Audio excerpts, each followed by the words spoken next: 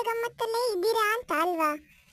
ಶ್ರೀಕೃಷ್ಣ ಜನ್ಮಾಷ್ಟಮಿಯ ಹುಲಿವೇಷದ ನರ್ತನವೂ ಆಯ್ತು, ಗಣೇಶ ಚತುರ್ಥಿಯ ಗಣೇಶ ವಿಸರ್ಜನೆಯೂ ಆಯ್ತು, ಶಿಕ್ಷಕರ ದಿನಾಚರಣೆಯ ಸಂಭ್ರಮವೂ ಮುಗಿಯಿತು.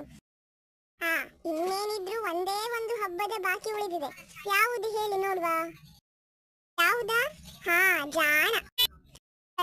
ಮಧ್ಯವರ್ತಿ ಪರೀಕ್ಷೆ ಎನ್ನುವ ಹಬ್ಬ ಉಳಿದಿದೆ. ಉಳಿದಿದ್ದಲ್ಲ ದೇವರ ಹಬ್ಬ ಅಲ್ವಾ? ಇದು ನಿಮ್ಮ ಹಬ್ಬ, ಕಡ್ಡಾಯವಾಗಿ ಎಲ್ಲರೂ ಇದರಲ್ಲಿ ಭಾಗವಹಿಸಲೇಬೇಕು. ಇಲ್ಲ ಹೇಳಲಿಕ್ಕಿಲ್ಲ.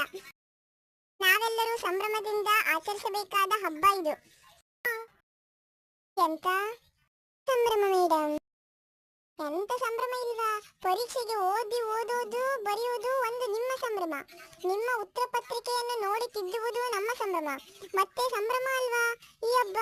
ಸ್ವಲ್ಪ ದಿನ ಪಠ್ಯೇತರ ಚಟುವಟಿಕೆಗಳನ್ನೆಲ್ಲ ಪಕ್ಕಕ್ಕಿಟ್ಟು